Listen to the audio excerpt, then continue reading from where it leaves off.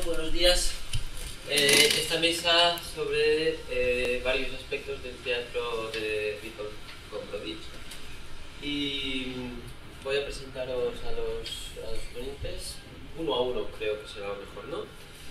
Entonces vamos a empezar con Estela Castronuovo, que nos va a hablar sobre el teatro de Witold Gombrowicz. Sácate la careta, así se llama la ponencia. Y Estela es licenciada en Letras por la Universidad de Buenos Aires. Se desempeñó como docente e investigadora en teoría e historia del teatro en diversas instituciones públicas y privadas. Y además participó en numerosos congresos, jornadas, publicaciones sobre temas de su especialidad. Y actualmente es docente de Historia del Teatro en el Departamento de Artes Dramáticas de la Universidad Nacional del Arte y directora de la Asociación Civil SILAC, Clínicas y Laboratorios de Arte. Muchas gracias. Bueno, buenos días.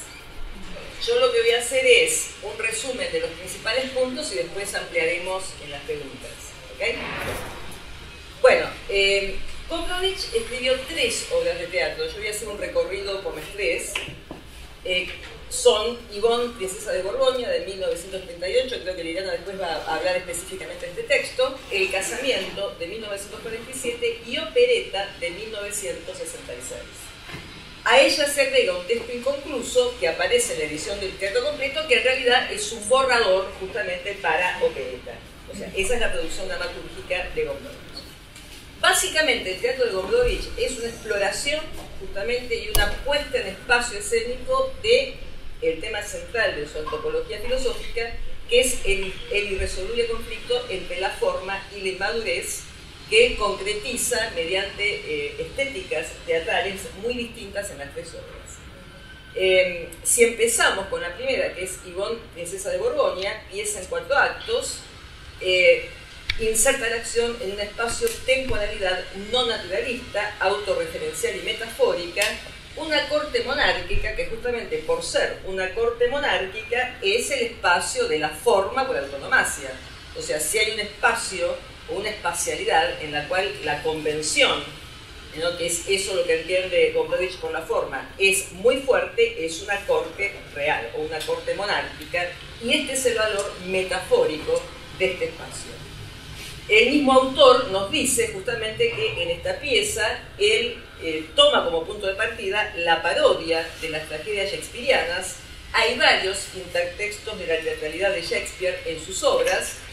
Gombrowicz expresó muchas veces que él admiraba mucho justamente el teatro de Shakespeare, y hay realmente intertextos del mundo shakespeariano en sus piezas. Básicamente en esta obra tenemos 2 personajes que son los ejes entre los cuales se va a instalar este conflicto, que son Felipe, el príncipe heredero, e Yvonne, esta outsider, o sea, este personaje que viene de afuera, que ingresa a ese mundo tan encorsetado por la forma y que produce un efecto devastador. O sea, Yvonne, este personaje que aparentemente no hace nada, que casi no habla, que dice 6 frases a lo largo de toda la obra, es sin embargo el personaje que más acciona, es el personaje que trastorna, ¿no?, que pone patas arriba ese mundo que es el mundo de la forma. Y yo siempre digo que justamente el desafío de la puesta en escena de esta pieza es ponerle Yvonne, o sea, ¿no?, construirla en la escena como personaje.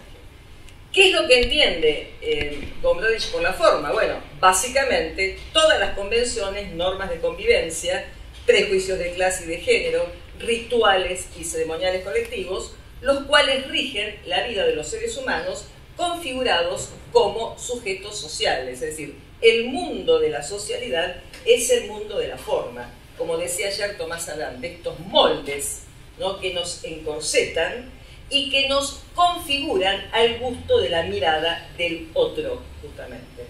Y obviamente Felipe, como el príncipe heredero, ¿no?, de esta corte, es un personaje que está constreñido por la forma, pero está continuamente tentado por desformarse.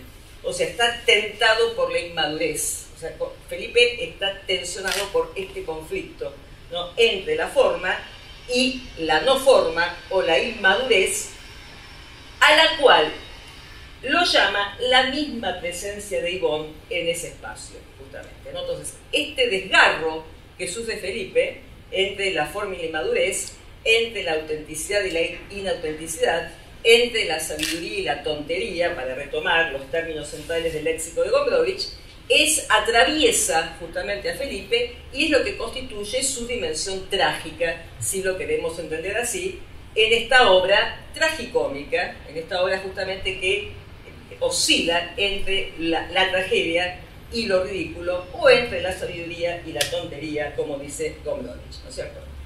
¿Quién es Yvonne?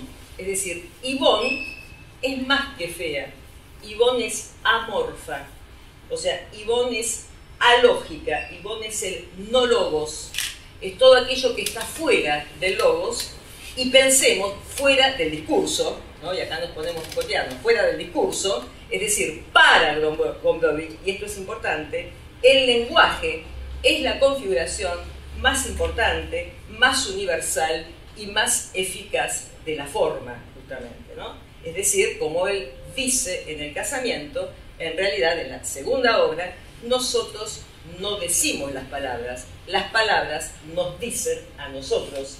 Y obviamente ya el mero hecho, ¿no?, de tener que ponernos dentro del logos y de tener que ponernos dentro del discurso, nos mete en el molde de la forma. Por eso, fíjense qué interesante, si nosotros recorrimos las tres piezas, o sea, Yvonne Princesa de Borgoña, El casamiento y Opereta, los tres personajes femeninos jóvenes, es decir, Yvonne, ¿no es cierto?, en Yvonne Princesa de Borgoña, María en El casamiento y Albertina en Opereta, no hablan. O sea, las tres son amorfas, casi no hablan, ¿eh? Es decir, y todo el mundo, todo lo que está alrededor, intentan encorsetarlas en una forma, imponerles un rol, justamente según los prejuicios y según los valores de ese contexto social. Muy interesante el hecho de que sean los personajes femeninos jóvenes estos que son amorfos, justamente, ¿no? Estos que representan la inmadurez en términos de Gombrowicz, obviamente, ¿no? ¿Hay alguna perspectiva de género, teniendo en cuenta que Gombrowicz tenía una relación complicada con las mujeres? Dejo abierto el debate para que después lo discutamos, pero me parece interesante el hecho de que sean mujeres estas que concretizan la no forma en las piezas. Bien, evidentemente Yvonne ingresa a ese espacio, al espacio de la corte, e inmediatamente sus efectos devastadores se empiezan a hacer sentir. Es decir, lo primero que hace Yvonne es provocar la caída de las máscaras, es decir, provocar el desenmascaramiento. Entonces es un catalizador que saca a la luz los impulsos, las pulsiones, los secretos perversos e inconfesados de todos, los pecados de juventud del rey, los poemas secretos de la reina, los secretos cosméticos de las damas de la corte. Es decir, Yvonne es el id, es el outsider, ¿no es cierto? Aquello no configurado por el logos, por el discurso. Representa el oxímoron, o sea, representan todas aquellas figuras que contradicen la lógica formal, justamente, ¿no? Por eso, el oxímoron que representa Yvonne se manifiesta cuando Felipe dice: me irrita tanto que me casaré con ella, ¿no es cierto? Es decir, este proyecto del casamiento, porque obviamente Yvonne ejerce una especie de atractivo hipnótico sobre este personaje que está configurado por la forma como es el príncipe. Es decir, además, por supuesto, es la tautología, todas aquellas figuras que transgreden la lógica. ¿Por qué tiene usted miedo?, le dice el príncipe. Porque es tímida. ¿Y por qué es tímida? Porque tiene un poco de miedo. Evidentemente, todo el mundo intenta interpretarla a Yvonne, entonces le asignan intenciones, le asignan significados, porque obviamente es ese núcleo incognoscible de lo real que está fuera del logos, obviamente. Ahora, evidentemente los demás esto no lo van a tolerar, y teniendo en cuenta el efecto subversivo de Yvonne en la corte, Yvonne tiene que morir. O todo el mundo empieza en la corte, empiezan a planear la muerte de Yvonne y por supuesto la muerte o el mecanismo mediante el cual Yvonne es asesinada es un mecanismo absolutamente digno de Gombrowicz, es decir, se arma una cena muy protocolar justamente, ¿no?, para anunciar el compromiso entre Yvonne el príncipe, se sirve corvina e Yvonne se ahoga con una espina y así se muere, ¿no es cierto?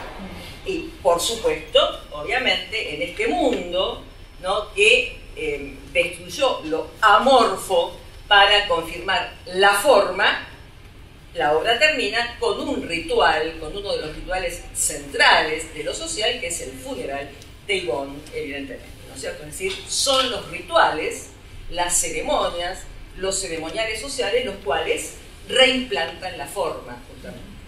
Este mismo tema lo tenemos en el casamiento, ¿no es cierto? Es decir, esta idea, ¿no?, de que el ritual reinstala la forma. Este es el proyecto del protagonista del casamiento, justamente, que vuelve, ¿no?, de la guerra y encuentra a su casa, a su familia, sumida en el caos más absoluto, o sea, sumida en la depravación, sus padres convertidos en viejos escleróticos, su novia María convertida en una sirviente y prostituta, justamente, y entonces, si bien él no se la cree mucho, porque es muy interesante, es decir, él es absolutamente consciente, ¿no?, Enrique, el protagonista, este protagonista tan piraldeliano de esta pieza, si bien Enrique es consciente de la impostura, de la falsedad de la forma, y no se la cree, y entonces es muy interesante que hay como adentro y una afuera que continuamente Enrique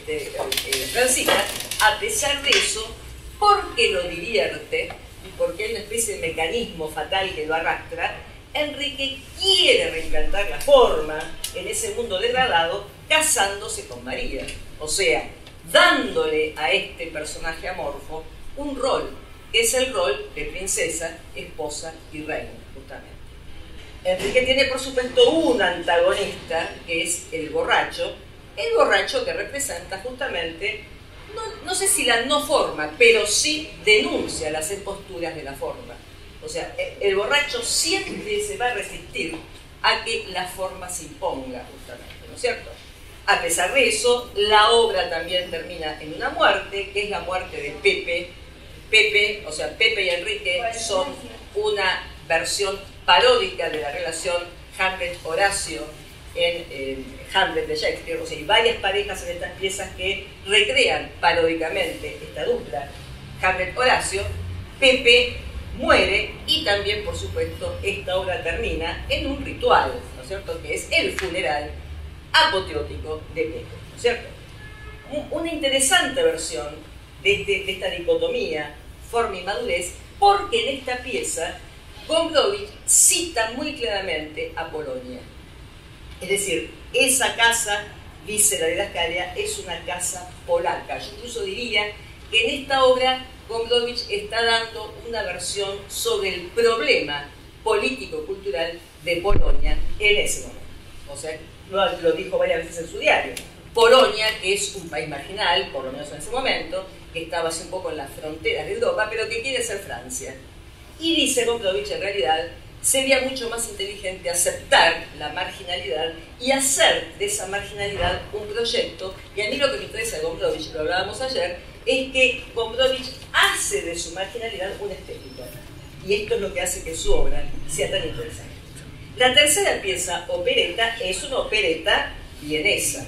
O sea, retoma justamente esta figura, cierro, esta figura para hablar de un tema serio. Y el problema de la opereta es la desnudez. Es decir, el cuerpo desnudo que aparece encorsetado por la ropa, justamente. Y Albertina lo que quiere es que la desvistan. Sueña con la desnudez todo el tiempo. Porque la desnudez, el desnudo, para nosotros que pertenecemos a esta civilización, el cuerpo desnudo primigenio se perdió para siempre. Recuerdo un ensayo de Agamben, que es de George Agamben, donde justamente Agamben dice eso. Para nosotros, un cuerpo desnudo es el cuerpo que estuvo previamente vestido. O sea, la desnudez primigenia la hemos perdido. Un cuerpo desnudo es un cuerpo que antes estuvo vestido y un poco, ¿no? Gombrowicz toma la ropa, la moda, como una configuración de la forma. Ayer Tomás Ardán nos contó que cuando Gombrowicz fue a París, su comentario fue: acá la gente anda demasiado vestida, ¿no es cierto? Que un poquito es esta idea. Bueno, se acabó el tiempo. No, faltan unos minutitos. Sí. Bien, entonces. Un minutito. Ok, una cosita. Como cumplo yo, ¿eh? Sí. Claro, que era lapidario. No. ¿Por qué es interesante esta obra estéticamente? Porque tomando la figura o el género o el modelo estético de la opereta vienesa, o sea, el género ligero, cómico, por autonomacia, utiliza Gombrowicz esta forma para hablar de un tema muy serio, justamente, o sea, de un tema profundamente doloroso, como es justamente la pérdida de lo natural, la pérdida de la natura. Hemos perdido el contacto con la naturaleza, hemos perdido el contacto con el cuerpo, con la corporalidad primigenia, justamente, y Gombrowicz habla de esto a través de la moda, ¿no? O sea, es el tema de la moda como configuración de la forma dentro de la sociedad burguesa o de la sociedad o de la modernidad, podríamos decir, que encorseta el cuerpo, que alejó a los seres humanos de la naturaleza, de la verdad natural. Por eso es muy interesante esta referencia a Agamben, porque al final de la obra, al final de Opereta, el modista Fior dice justamente eso, cuando la vemos a Albertina, que se yergue de su ataúd, es viva, no muerta, y completamente desnuda: bienvenida desnudez, te hemos perdido para siempre, ¿no es cierto? Sí, este es el tema.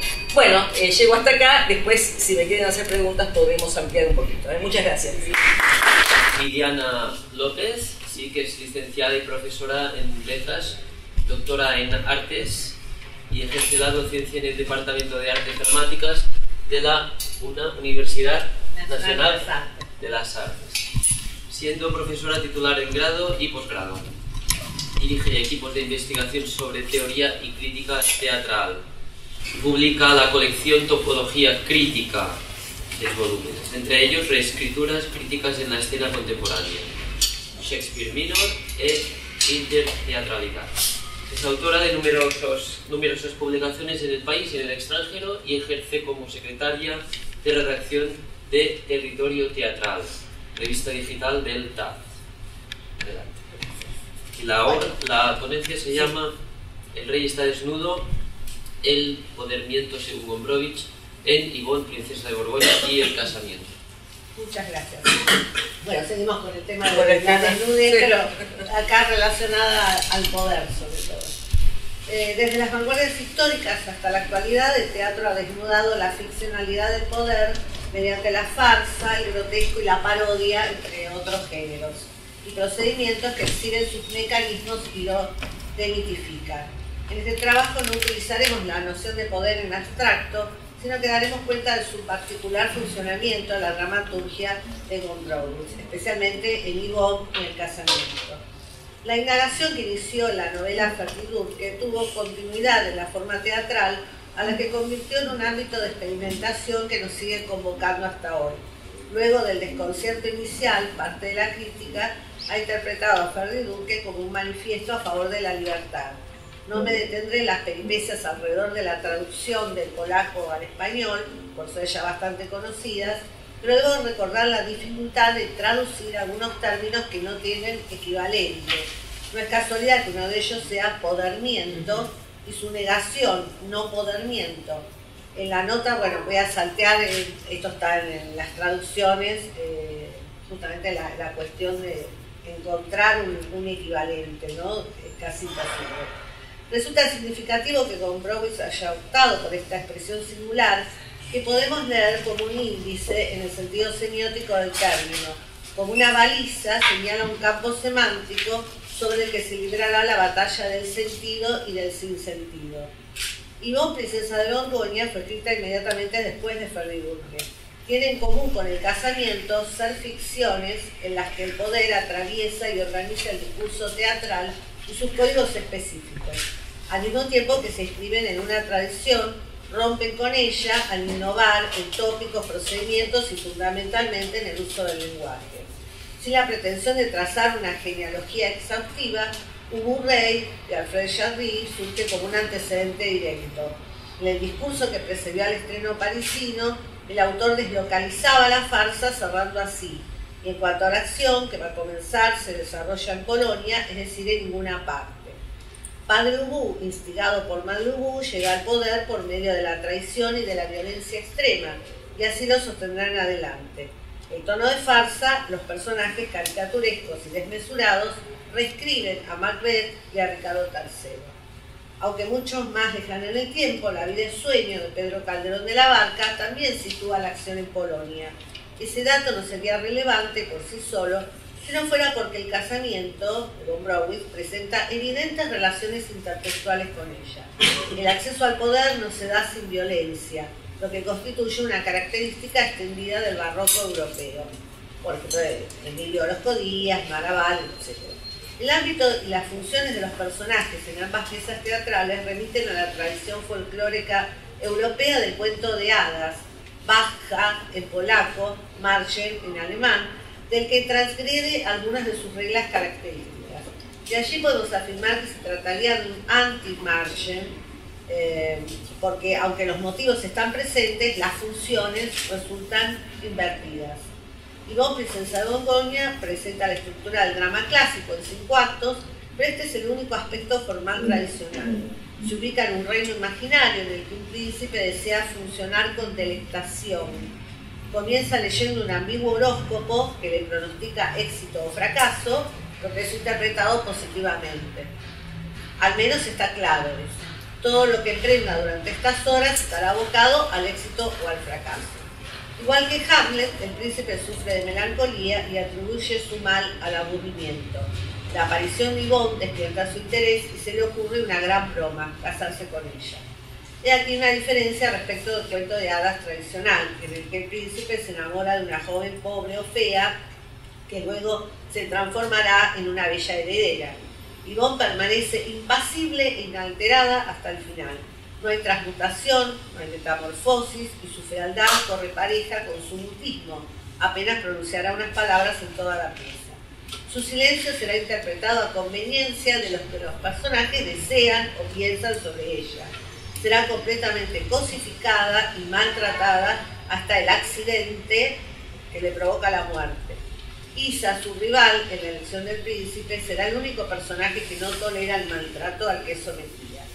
Sin embargo, Yvonne se resiste a hacer reverencias y esta negación será interpretada como un acto de rebeldía por unos y de estupidez por otros. En Ferdinand, el podermiento o su contrario se asocian a una suerte de resistencia.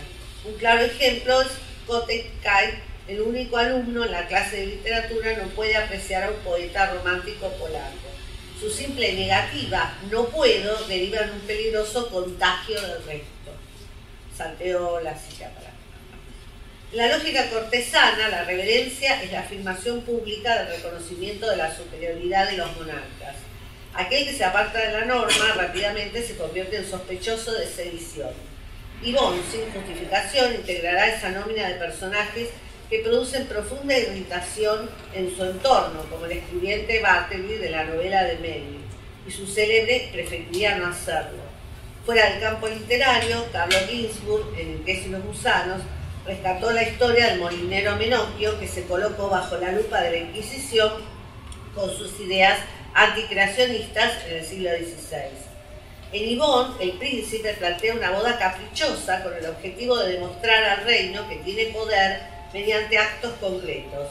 Dice, porque lo importante no es que te llamen príncipe, sino serlo, eso es lo que cuenta.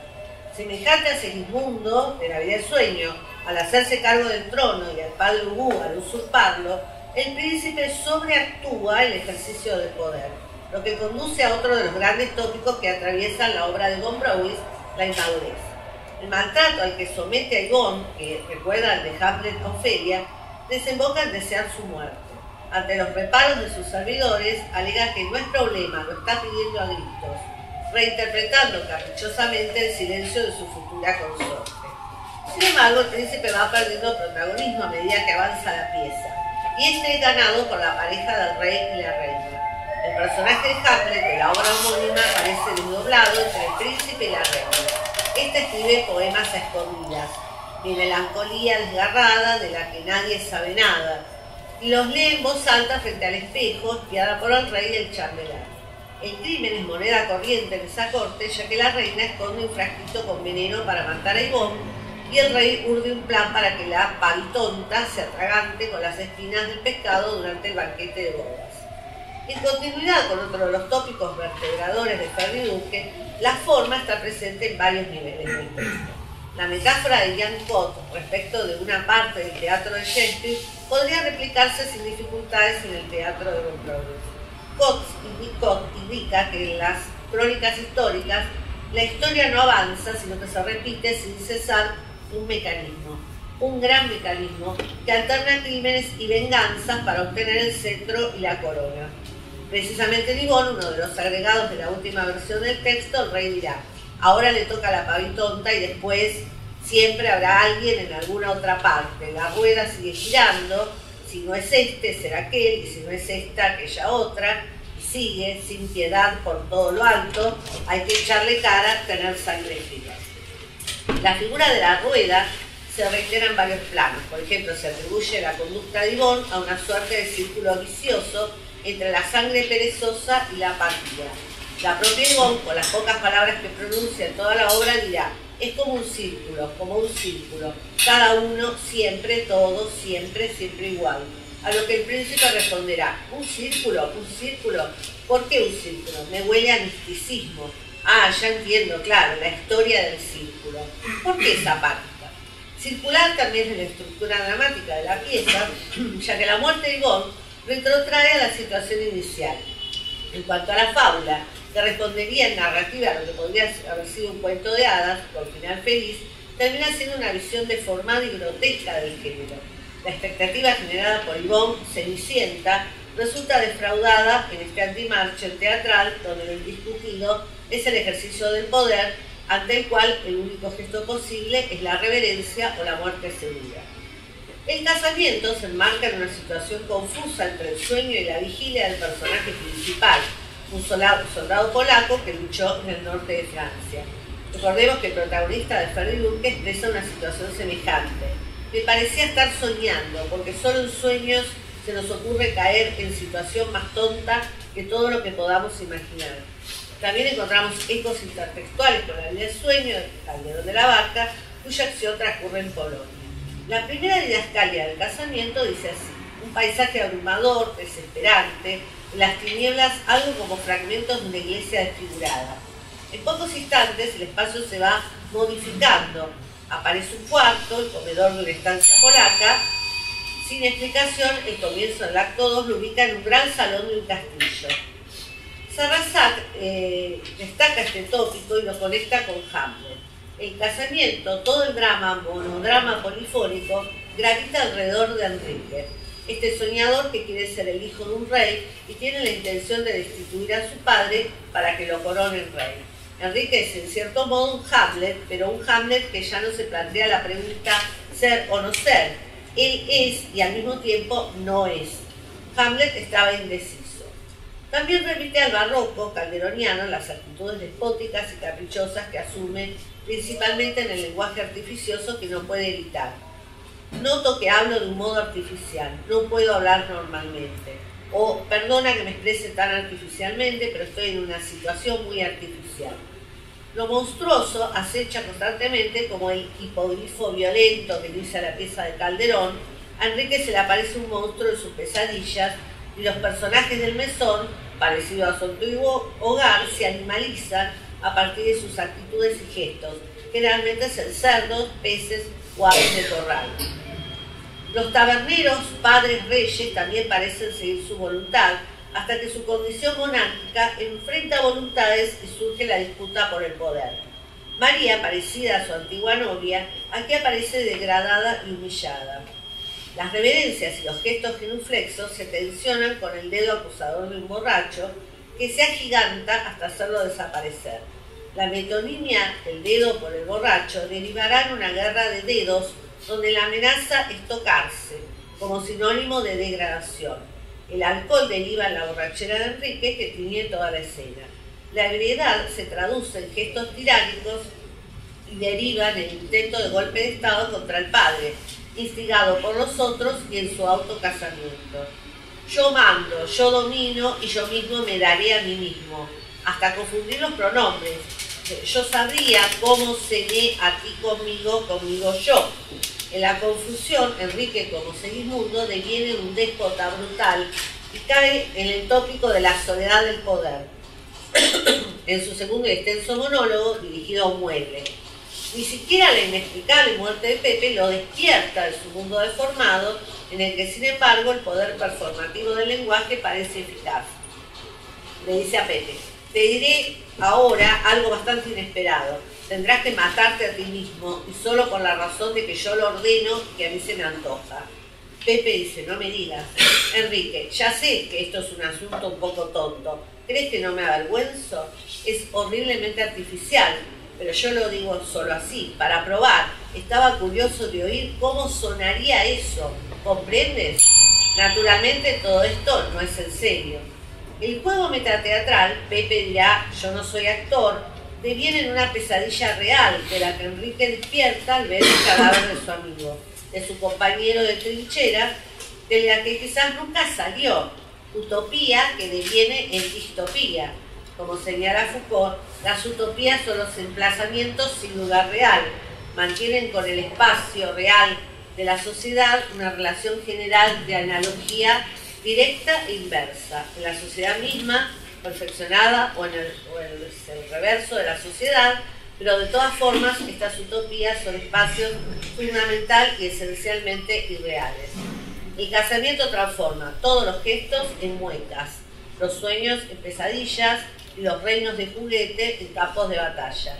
Sin embargo, permanece el artificio del poder, pero impúdicamente al desnudo. También por la brevedad, por el interés. Entonces vamos a pasar a Ezequiel Guzmerotti, que es licenciado en Letras, docente universitario, crítico literario e investigador teatral. Y se desempeña como profesor en la Universidad del Cine y ha publicado artículos críticos en libros y revistas especializadas en Argentina, España y Estados Unidos. En 2016 escribió y dirigió la performance de Contra los Escritores y desde 2010 es jurado del Premio de Teatro del Mundo. Actualmente colabora en Colofón, revista literaria, y en El Panfileño Clandestino. Y desde 2017 coordina el taller literario Ficciones, a través del espejo. Además, se editó y completó el más reciente libro del actor, director y dramaturgo y pedagogo teatral argentino César Bríez, Teatro Reciente, llamado así. Este año editó y compiló el libro de relatos Ficciones del otro lado del espejo. Y nos va a presentar el día en que Gombrowicz dejó de ser un marginal. Witold Gombrowicz y el Teatro Oficial de Buenos Aires. Bueno, gracias. Buen día. Y el trabajo en realidad es un trabajo en el que trato de repasar las distintas versiones que existieron de Gombrowicz en los espacios del Teatro Oficial de Buenos Aires. Bueno, arranco justamente haciendo una mención a la relación que desde que Gombrowicz llegó a la Argentina en el año 39 tuvo con el medio cultural, digamos, local, sobre todo, digamos, en relación a su relación con lo que podríamos llamar el sistema literario argentino, que siempre fue muy tenso, ¿no? Va a contrastar fuertemente desde su llegada a la Argentina con ese medio y, digamos, una de sus opiniones conocidas por el diario respecto de lo que piensa de ese medio intelectual es bueno, la siguiente cita, ¿no? Aquí únicamente el vulgo es distinguido, solo el pueblo es aristócrata. Únicamente la juventud es infalible. Es un país al revés, donde el pillo vendedor de una revista literaria tiene más estilo que todos los colaboradores de esa revista, donde los salones plutocráticos o intelectuales espantan por su insipidez, donde al límite de la treintena ocurre la catástrofe, la la total transformación de la juventud en una madurez por lo general poco interesante. Y en otro pasaje habla directamente de su relación con la revista Sur, ¿no? Digamos, centro del campo intelectual argentino de aquellos años, ¿no? ¿Cuáles eran las posibilidades de comprensión entre esa Argentina intelectual, estetizante y filosofante y yo? A mí lo que me fascinaba del país era lo bajo, a ellos lo alto. A mí me hechizaba la oscuridad de Retiro, a ellos las luces de París. Lo que les reprocho es no haber elaborado una relación con la cultura mundial más acorde con su realidad argentina. El arte es ante todo un problema de amor. Si queremos conocer la verdadera posición del artista debemos preguntar de qué está enamorado. Para mí era evidente que ellos no estaban enamorados de nada o de nadie, y si lo estaban era de Londres o de París o de Nueva York. O en fin, de un folclore bastante esquemático e inocuo. Pero ninguna chispa auténtica brotaba entre ellos de esa masa oscura de belleza inferior. De no ser así, si hubiesen captado la poesía junto a la cual pasaban con las narices sumergidas entre libros, ¿acaso toda la inspiración de este pueblo no habría tomado otra dirección?, se pregunta Gombrowicz. Después de, a modo de síntesis, ¿no? Después de este vínculo que establezco en la primera parte del trabajo entre Gombrowicz y este medio local, bueno, voy a hablar puntualmente de qué pasa con su teatro y con el Teatro Oficial de Buenos Aires. En realidad hay que esperar bastante para encontrar una primera representación de una obra de Gombrowicz en el Teatro Oficial, ya que en realidad esto sucede después que Gombrowicz se va del país, ¿no? Pese a haber vivido en Argentina 24 años, Gombrowicz jamás obtuvo en vida un reconocimiento por parte del campo intelectual local. En este sentido siempre fue un outsider. Tuvo distintos trabajos que nada tienen que ver con el arte y la escritura. Recién en el 63 regresa a Europa, becado por la Fundación Ford, y su obra alcanza por fin el merecido reconocimiento europeo. También en el 63, Jorge Lavelli, y ahí me voy a detener, triunfa en París con la puesta en escena del Casamiento, la segunda pieza teatral de Gombrowicz. Ahí Lavelli recibe su primer galardón internacional con el premio del Concurso Nacional de Jóvenes Compañías. Un acontecimiento que también sirvió como presentación teatral de un autor hasta entonces apenas descubierto como novelista. Salté un poco, a comienzos de la década del 70, Lavelli es considerado, según la crítica porteña, experto en Gombrowicz y sin duda el más grande difusor del teatro de Vitoldo en el mundo. Muchas son las críticas de la época que hacen alusión al desconocimiento que el medio local tenía de la obra de Gombrowicz, pese a que vivió casi 25 años acá en el país. Lavelli, que ya estaba consagrado en Europa, regresa a Buenos Aires para que con él el teatro de Gombrowicz logre ingresar al circuito oficial. La obra que va a montar Lavelli en el 72 es Yvonne, princesa de Borgoña. A modo de ejemplo, dos menciones que tienen que ver con críticas que aparecían en los medios de ese momento respecto de la apuesta que Lavelli trae a Buenos Aires. Una es de Análisis, de la revista Análisis, la otra es de la revista 7 Días. Dice la primera: el teatro de Lavelli, más que el de Gombrowicz todavía, es un teatro con mayúsculas. De ese que el público local había ya casi olvidado a fuerza de presenciar una frustración de buenas intenciones tras otra. La revista 7 Días dice: el resultado es brillante, lo triste es que para montar tan noble acontecimiento hizo falta que Lavelli volviera a Buenos Aires. Y que Gombrowicz, solidario exiliado polaco de un cuarto de siglo en esta Argentina que amó y añoró como pocos, recién ahora puede encontrar el auspicio que le fue rehusado. Como diría Rilke, la fama, ese malentendido. Bueno, de la obra no voy a hablar demasiado porque ya hablaron las compañeras de mesa, pero básicamente este drama continúa la lógica ubuesca iniciada por Jarry hacia fines del siglo XIX y prefigura el esquema funcional, sobre todo en lo que respecta a los personajes del Casamiento. Lavelli, bueno, presenta esta corte estereotipada, un buen ejemplo de la idea de la forma en Gombrowicz, y en contraparte a Yvonne, ¿no? Un ser casi espectral que se convierte para los otros en un espejo, ¿no? Al despreciarla, cada uno de los integrantes de la corte comienza a padecer sus propias lacras. El tono que Lavelli elige para representar esta obra es básicamente el de la parodia, esa zona fronteriza entre la comicidad, la tragedia, el patetismo, etc. De la mano de Lavelli, entonces, Gombrowicz en el año 72 logra por fin instalarse no solo en el Teatro Oficial de Buenos Aires, sino también en la discusión cultural argentina de comienzos de la década del 70. Para digamos, volver a ver a Gombrowicz en el teatro oficial hay que esperar bastante, ya que son 9 años los que pasan entre la puesta de la Belli y la segunda puesta, que es la de Laura Jussen, en el año 1981, también en el Teatro San Martín. Bueno, y todavía en dictadura.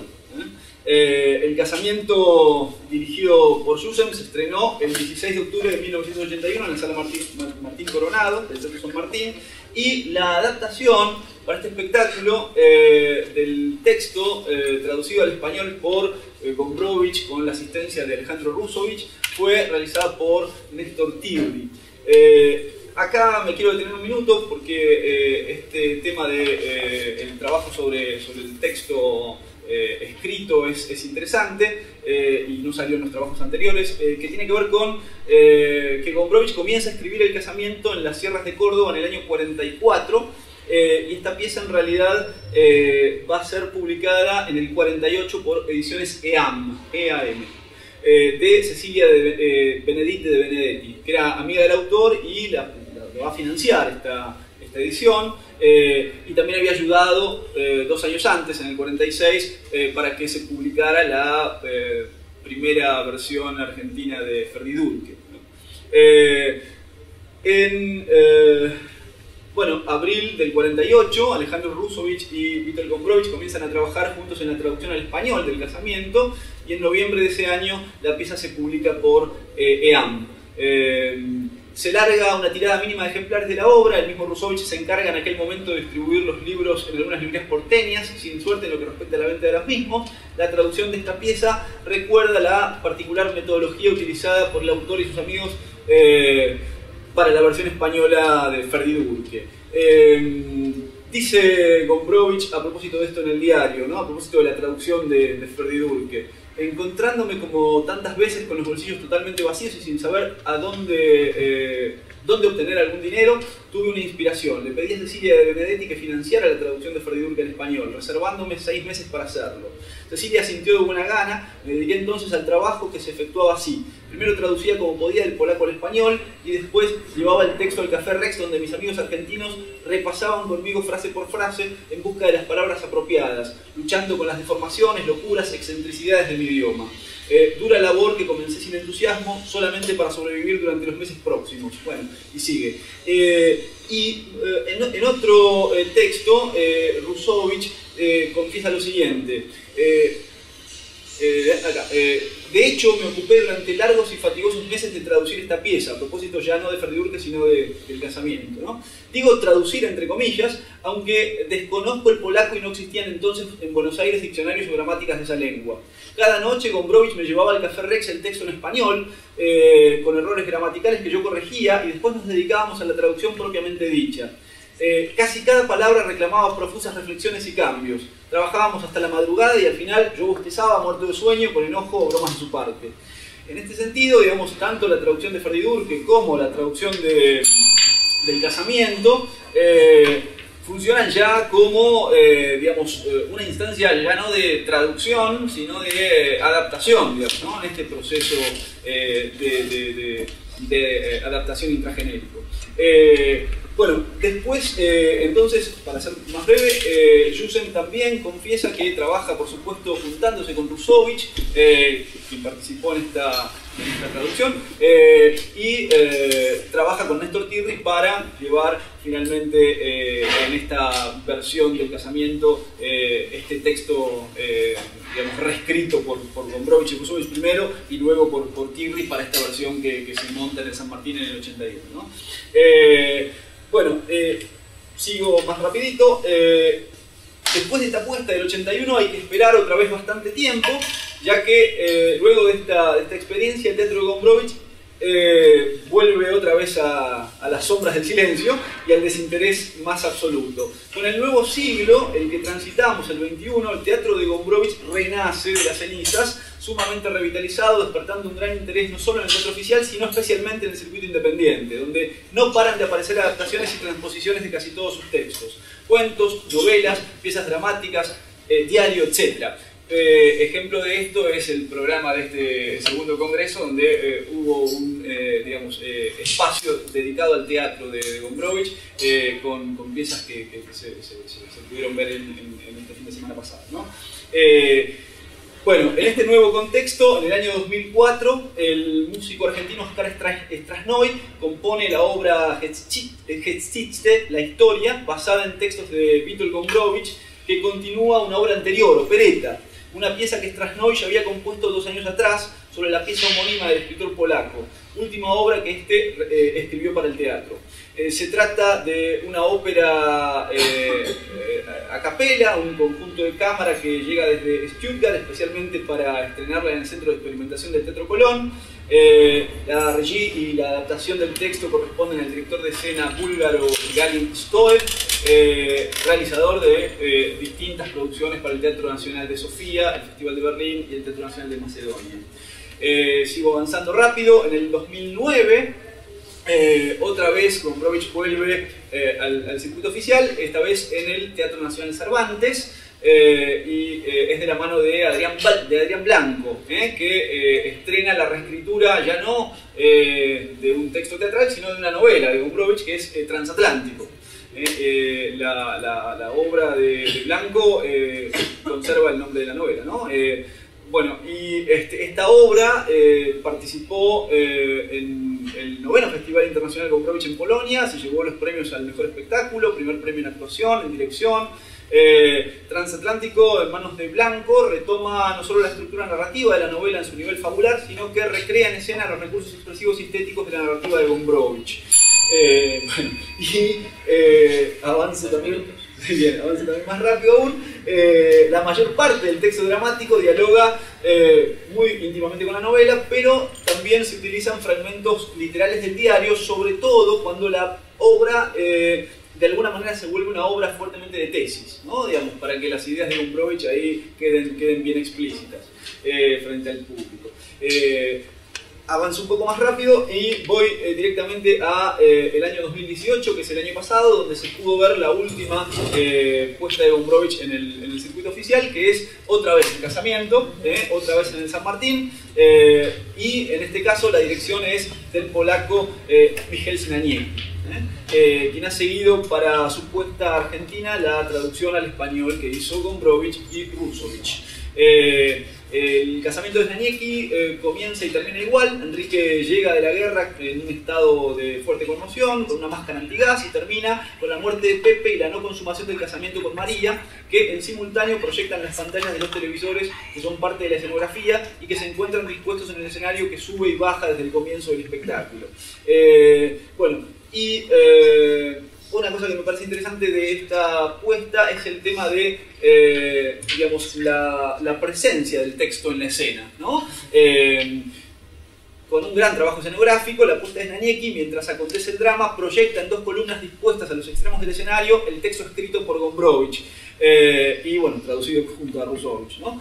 Hay en este espectáculo una clara intención de hacer del espectador un lector, como en el cine de Godard, donde en medio de la acción el texto aparece de pronto, inesperadamente, como comentario, como cita, como en el teatro de Brecht, que en busca del distanciamiento el texto irrumpe mediante pancartas. En esta misma dirección parece ir Sinaniecki cuando introduce el texto que los personajes dicen, aunque no necesariamente en el mismo orden en el que lo dicen, proyectado en las columnas. También lo hace como cita, como pancarta, como comentario, como distracción, como texto que interpela al espectador, que de pronto se descubre espectador-lector.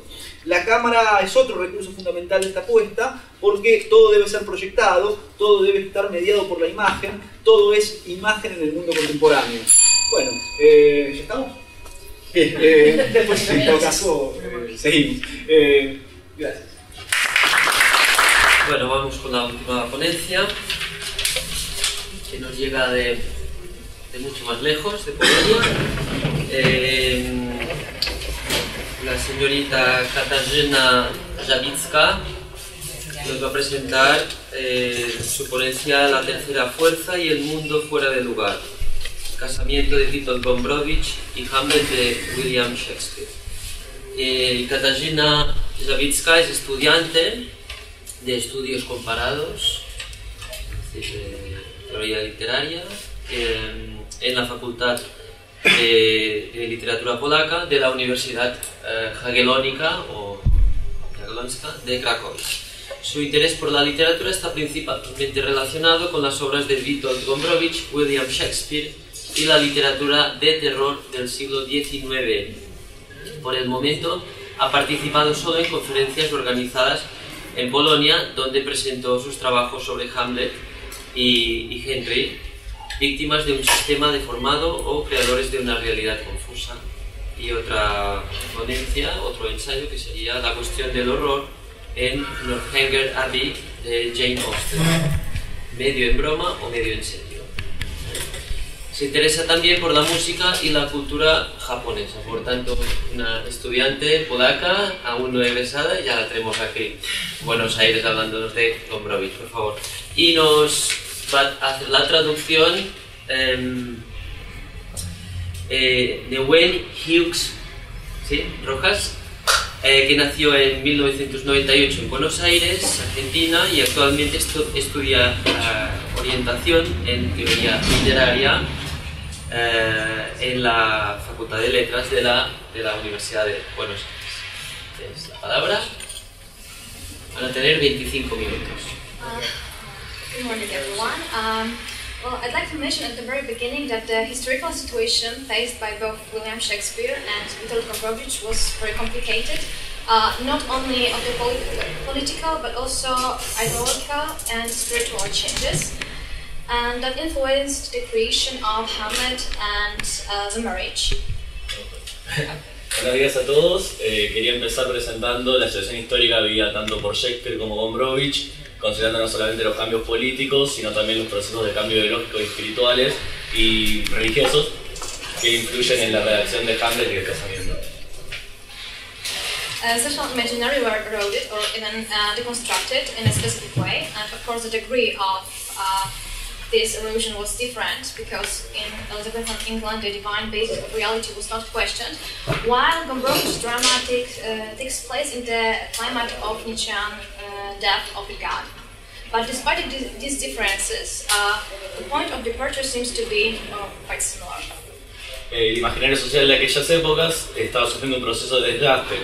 El grado de aquel desgaste es distinto. En Inglaterra isabelina, el fundamento divino no era puesto en duda, mientras que en el drama de Gombrowicz hay que ponerlo en el marco de la muerte de Dios nietzscheana. A pesar de estas diferencias, el punto de partida de ambos dramas es similar. William Shakespeare tried to find a meaning of human existence and attempt to come to terms with the death of his son, Hamlet, the extermination of Lord Essex, and religious social change. And he was not abandoned by the question what reality is the case of God in a world in which his law was really transformed by those who were in power. And Gombrowicz looked at the reality or the post-war downfall and wondered whether there was a chance to restore the order in a world where all values had been revalued. Mientras que Shakespeare intenta encontrar un significado para la existencia humana, a la vez que hace las paces con la muerte de su hijo Hamlet, la ejecución de Lord Essex y todos los cambios sociales y religiosos de su época, una pregunta lo persigue. ¿Cuál es el poder de Dios en un mundo donde su ley es modificada según la voluntad de los poderosos? Gombrowicz, por su parte, analiza la realidad de la posguerra y se pregunta si hay una posibilidad de restaurar el orden en un mundo donde todos los valores están siendo revaluados.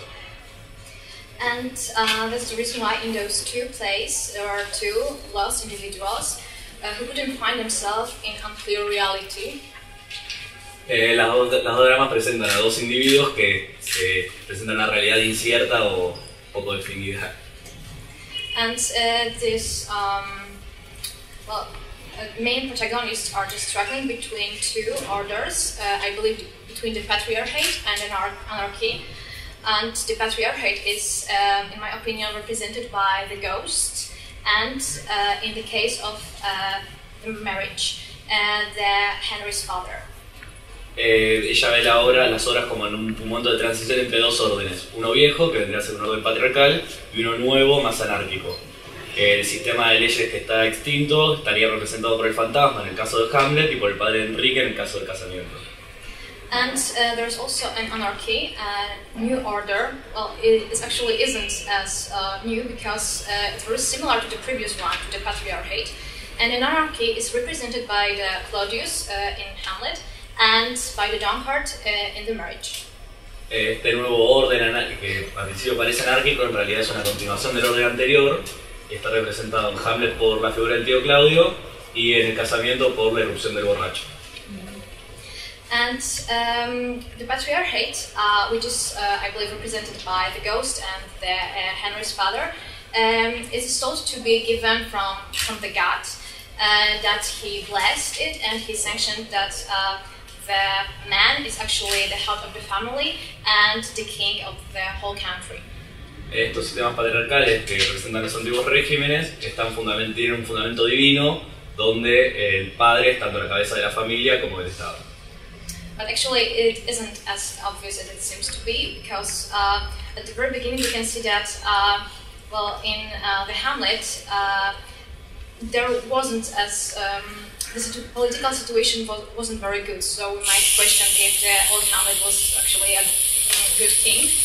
And in the marriage, we can see that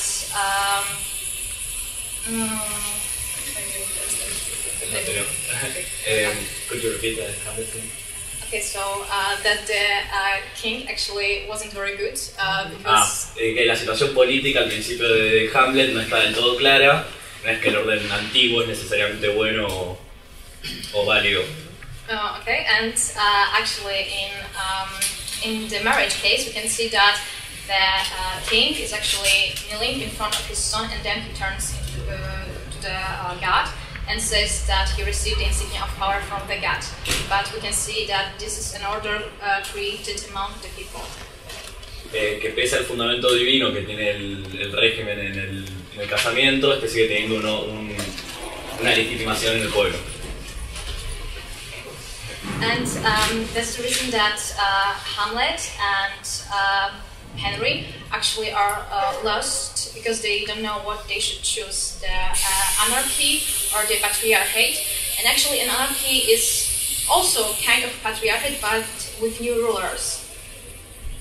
Tanto Hamlet como Enrique están en ese punto de transición entre el régimen antiguo y el nuevo, y están en duda porque no saben para qué nuevo orden político inclinarse. Pero en tanto ellos son hijos y van a ser herederos, están prolongando en un punto ese orden patriarcal. Anarchy isn't as good as patriarchate because it has received the blessing from the god. El orden patriarcal está justificado por esta cuestión divina, mientras que lo anárquico aparece como un indefinido donde no hay justificación para el poder. And that's the reason why we need something new in those anterior realities which were destroyed by the war and these strange political situations. Entonces estas dos realidades políticas atravesadas por la guerra necesitan una nueva forma de orden, que no sea ni el anárquico ni el patriarcal. However, human cannot bring it by himself, because Hamlet and Henry are trying to create something new, but they are unable to. No obstante, ni Enrique ni Hamlet son capaces de generar este orden nuevo por sí solos. And that's the reason why there must exist something new, and I believe it's a third force. It's something which might come from the outside, and cannot be created among the people. Entonces, entre estos dos regímenes aparece esta tercera fuerza que ella postula, que es una forma medio indefinible. Could you repeat the last thing? That the third force is not created among the people. Esta tercera fuerza, este tercer participante, no es generado por los personajes ni por la gente, sino que ella está ahí. And but there must be some kind of ritual to actually allow the third force to interfere in this world and change its rules. Pero para que esta tercera fuerza, tercera potencia pueda entrar al mundo y tener un efecto, es necesario un rito.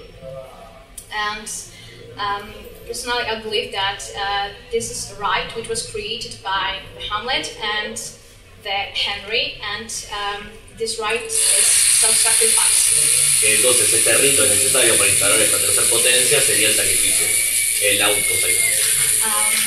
Hamlet actually sacrificed his own life during the battle, and then his body was uplifted, and there was a funeral procession.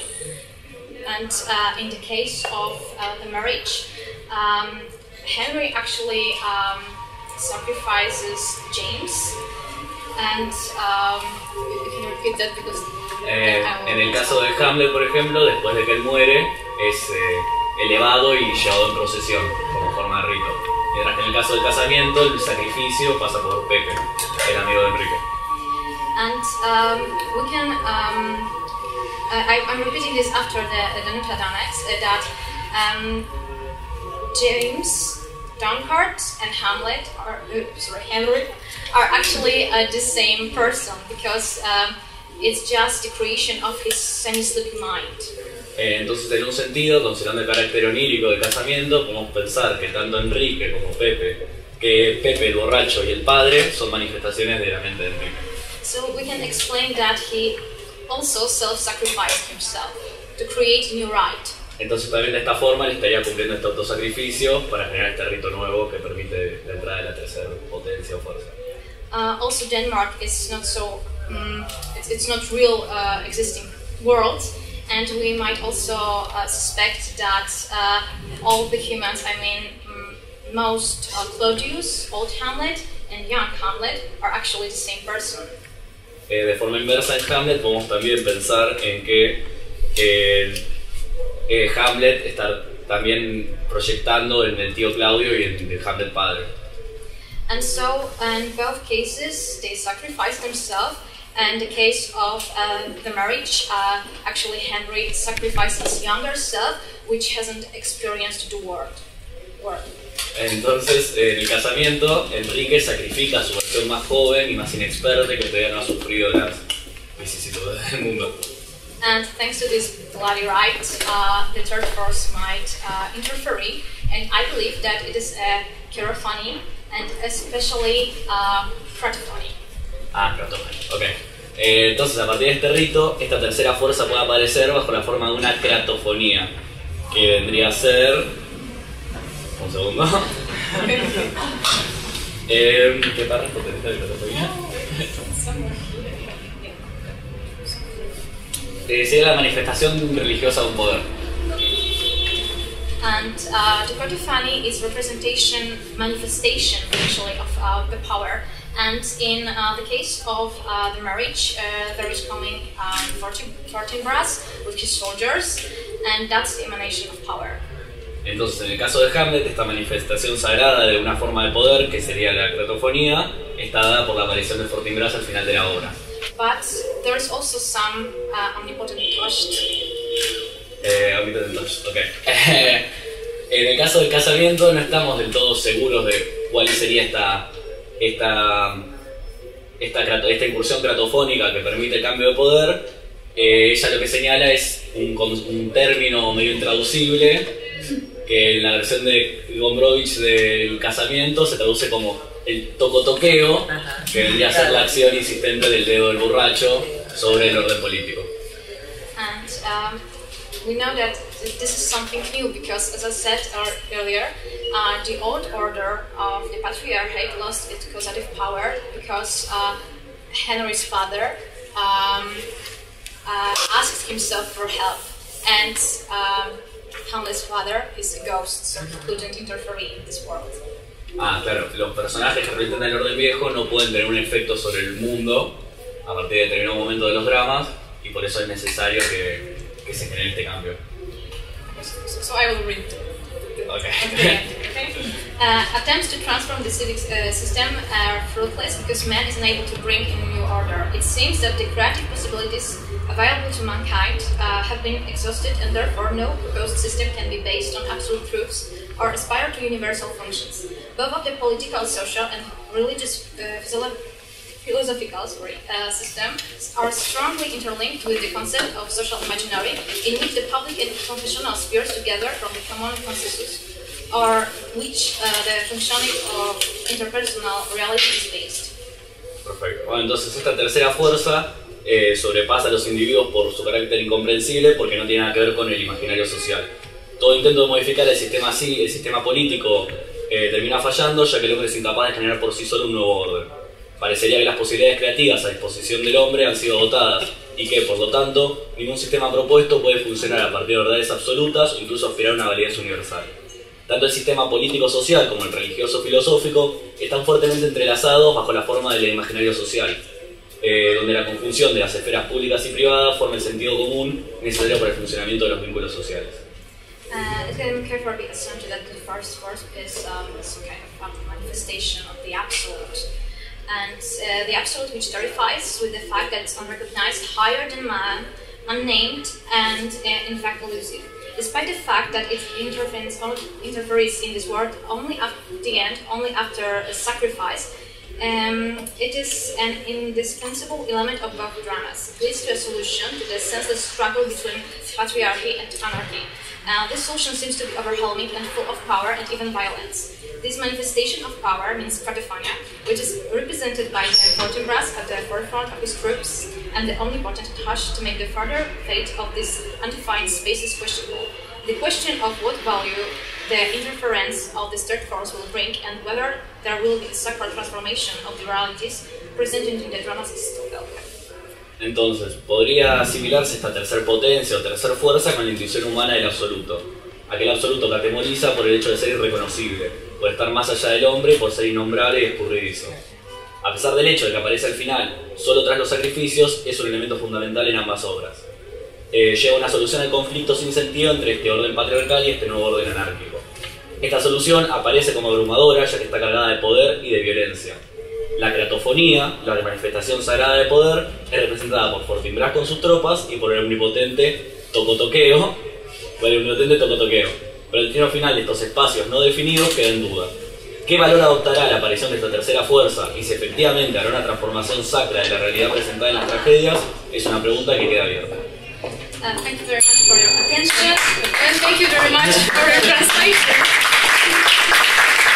Y nada, abrimos el turno de preguntas, reflexiones, opiniones.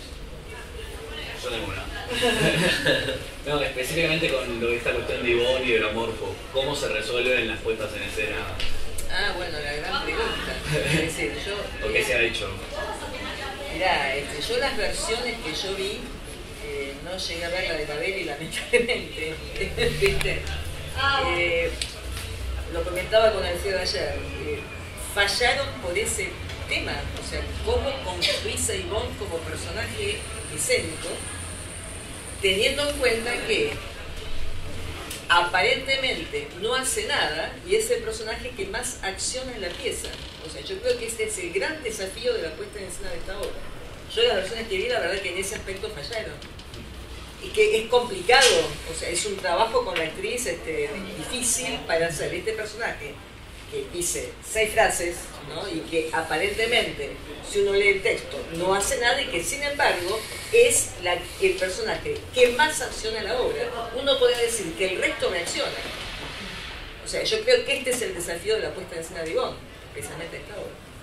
Creo que hay también muchas decisiones del director o directora de esa apuesta en cuanto a cómo caracterizar a Ivonne, de lo discursivo o del habla, porque hay puestas que Ivonne es un hombre.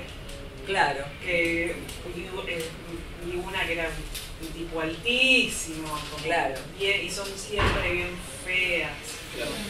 Hay mucho de... Siempre. No tienen por qué ser no, es que no digo las puestas claro. que he visto, como esto de ver lo amorfo, la forma, claro, cómo se caracteriza. Y yo estoy de acuerdo con ella, es un trabajo de creación del director, es uno de los vacíos del texto, uno de los lugares de indeterminación, digamos, en los que el director tiene que trabajar. Y es un desafío, realmente las puestas que yo vi fallaron ahí. Y un poco también es complicado.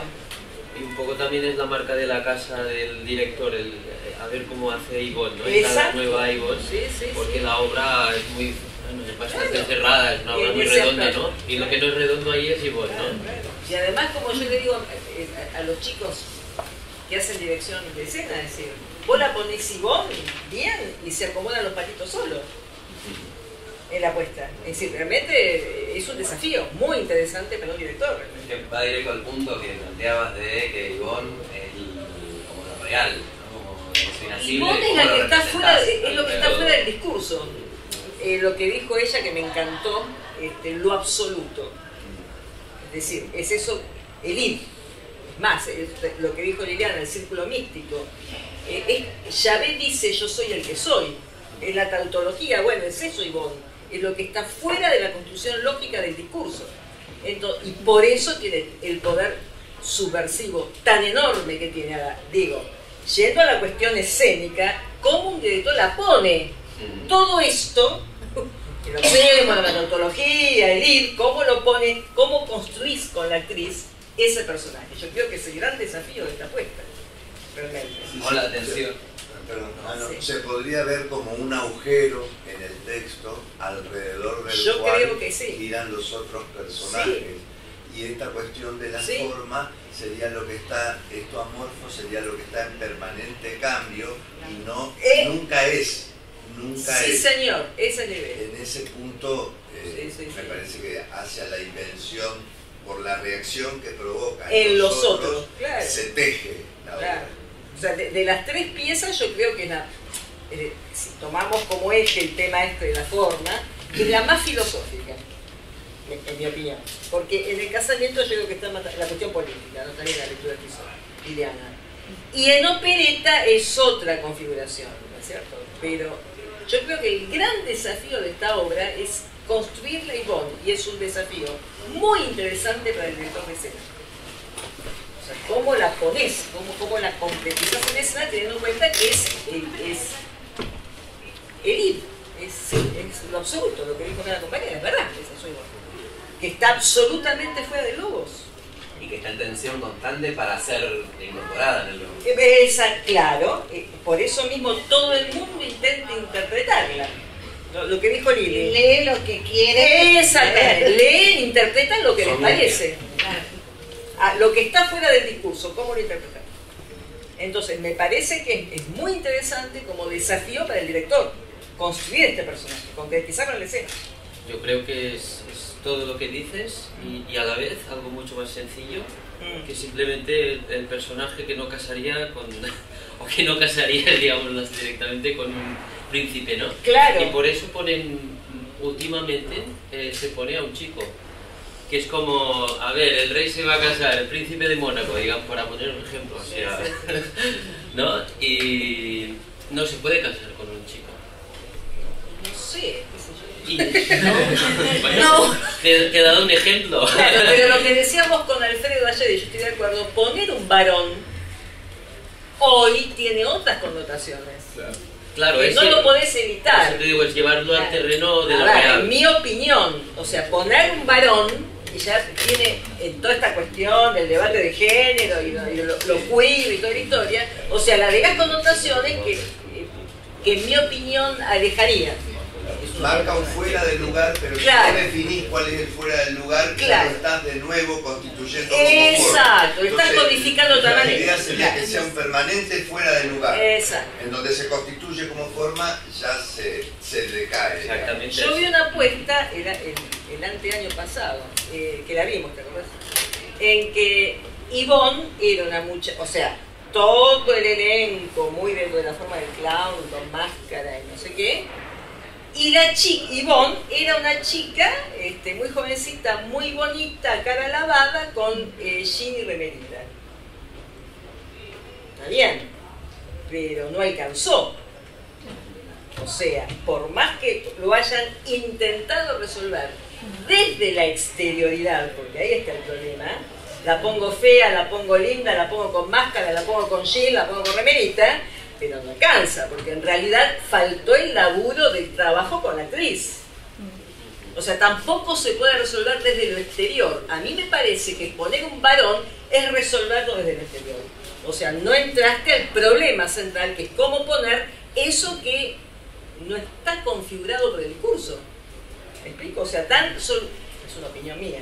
Las puestas que yo vi son soluciones desde lo exterior. Y no vamos al punto, justamente, ¿no es cierto? Pero bueno, no vira de la Belli. Es muy difícil. Es muy complicado, es un desafío interesante para un director de escena poner este personaje. Y no solo eso, el tono en general. Exacto. El sentido del humor es Claro, muy muy difícil de traducir Es verdad, escénicamente. es verdad. Es verdad. Es verdad, sobre todo porque aparte Gombrowicz crea un idiolecto, ¿no? Claro. Vos sabrás, Liliana, un idiolecto gombrowicziano también en las obras de teatro, en el casamiento es así. Es muy interesante también en consonancia con lo que las vanguardias teatrales, que Liliana también citó, estaba trabajando en ese momento, que era asignarle al idiolecto, al discurso escénico, otro valor, que no era simplemente el valor conceptual, o sea, un discurso como sonoridad, como música, que es lo que trabaja tanto Gombrowicz, y claro, hacerlo en español es muy complicado eso, sí, realmente. Es decir, El casamiento y opereta son obras operísticas, o sea, operísticas en el sentido de que son musicales, o sea, que son rítmicas, y eso en español es difícil ponerlo, ¿no es cierto? Es decir, le asigna a Gombrowicz, también las novelas pasa igual, un valor sonoro al discurso, justamente, que por ahí, si trabajamos con las traducciones al español, no es fácil, ¿no? Pero no, yo creo que en realidad no pude convencer a ninguno de los chicos, mis alumnos, que hagan igual. Se asustaron. Lo milité. Porque me parece, es más, para alguien que esté, no sé qué opinarás vos, Lili, pero para alguien que está formándose como director de cine, es un desafío pedagógico interesante, pero no lo pude convencer. ¿Por qué es difícil el español? Porque, no sé, Lili, ¿vos qué opinás? Sí, ahí hay una cuestión del lenguaje que tiene que ver con el humor, que según la traducción se puede perder. Claro, sí. Hay un tipo de humor que a veces es muy difícil de traducir. Bueno, pasa con el Ubu Rey. Claro. Bueno, y por esto mismo que pasa con el Ubu Rey de Andrzej. O sea, el Ubu Rey es un... claro, yo no sé polaco, pero sé francés. El Ubu Rey lo pude leer en francés. Es intraducible al español.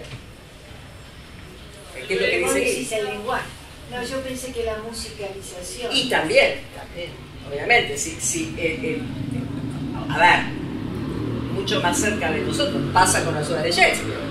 O sea, las piezas shakespearianas, que obviamente tienen un trabajo, sonoras en verso, muy trabajadas de la sonoridad, cuando vos la traducís, eso se pierde. Y obviamente, como forma parte de la concepción estético-teatral de Gombrowicz, crear un idiolecto para la escena que se aparte del lenguaje cotidiano, porque, y digo, es un proyecto que está muy cercano a lo que las vanguardias estaban haciendo en ese momento, realmente la traducción al español es un desafío.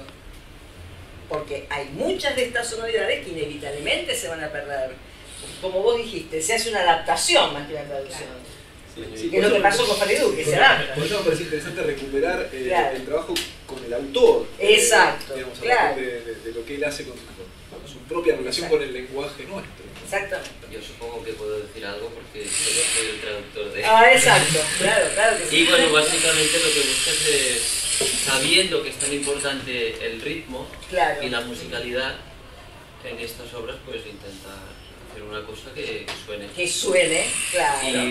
Pero bueno, no tiene por qué no es fácil que salga porque tenemos el ejemplo del casamiento de la autotraducción, que justamente es una obra al castellano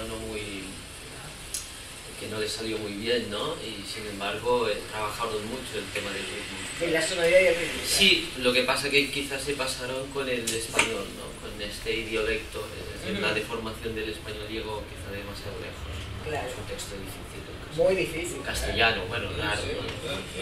Pero bueno, se intenta, ¿no? Que tenga ritmo, no sé. Que pese más el significante a veces Claro, que el significado. Claro, pero también este es un gran problema para el traductor. Incluso lo era para el autor. O sea, esta manía que tenía él de, a veces, de colar palabras que le gustaban simplemente. Claro, esto en polaco no lo hacía, porque ya conocía cómo suena, cómo significa y qué van a entender el resto. Claro. Más allá de lo que quiero entender yo porque me gusta la palabra. Claro. Y al pasar a un idioma que no era el suyo, de forma involuntaria se complicó mucho la vida, porque la palabra facha no le gustaba facha. Claro. Pero acá no significa como en italiano una facha, No, es otra cosa. La facha es otra cosa. Claro. Es otra cosa, ¿no? Pero él apretaba. Y entonces demasiado a veces. Y tú como traductor no lo puedes hacer eso. Puedes jugar un poco, ¿no? Pero no. Bueno, más preguntas. ¿En qué influencia de Shakespeare estabas pensando a la hora de plantear esto de Iván capaz como un lugar del no logos? Porque a mí me hizo acordar mucho a Sueño una noche de verano, esta idea de la ciudad con el espacio de la ley y el bosque, el espacio de la ley de la familia. Pensé que era Sí, no, pero que prefiero que conteste. Para no logos, pensé que era para vos. Sí. Yo sobre todo veo la relación con el poder. Exacto. Cómo se configura el poder en un sistema donde aparece un elemento disruptivo, ¿no? en ambas obras. Y la estructura circular, sobre todo, como ya lo ha señalado Ian Cott, sobre todo respecto de las crónicas de Shakespeare, como una concepción misma de la historia. Por eso también esta relación con el cuento infantil, ¿no? Algo que tiene principio, medio, fin y que tiene una circularidad cerrada en sí misma. Después vendrá otro cuento, será vía una vez y empezará nuevamente. Así concebiría Shakespeare la historia en las crónicas. No como un progreso, como una flecha hacia adelante, como un avance, sino como momentos donde la situación era siempre la misma. Siempre había alguien en el poder, alguien que trataba de derrocarlo, sustituía al que estaba en el poder y luego venía la venganza.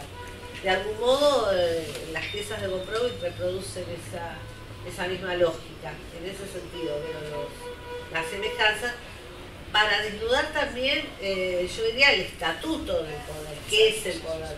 Por eso esta idea del rey está desnudo es, digamos, me parece lo que pone en crisis ese mismo sistema del poderoso que se sostiene en función de una apariencia que cree tener.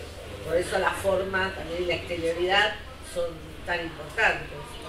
Como dice el personaje, no solo hay que ser rey, sino que hay que parecerlo y creer que uno es rey para que los demás lo puedan también considerar así. Sí, respecto de no logos, en el caso de Hamlet y en el caso del drama isabelino en general, vos lo sabés, sí hay ya una puesta en cuestión del lenguaje. Ahí sí. Es decir, no sé si podemos llegar a lo alógico, a pesar de que vos tenés un tipo de personaje en el drama isabelino, que es el bufón, que disloca el lenguaje. O sea, los bufones dislocan el lenguaje, ¿no? Y al rey Lear, por ejemplo, dislocan el dice lenguaje. 70 veces nada. Exacto. Y ya no hay palabra. No hay para palabras. expresar la situación. Exacto. O sea, poner en cuestión el lenguaje como acceso a la verdad, que eso es lo que aparece muy fuerte en Hamlet. Cuando Hamlet dice palabras, ¿qué está leyendo Sol César? Palabras, palabras, palabras, dice él. O sea, en Hamlet, que duda de todo, duda también del contenido de verdad de las palabras. O sea, duda del contenido de verdad de las percepciones, que es un tema obviamente del drama isabelino, y duda del lenguaje, el lenguaje que ya no es un instrumento para llegar a la verdad, sino que es un instrumento para llegar al poder. O sea, ¿qué descubre Hamlet? El lenguaje como instrumental.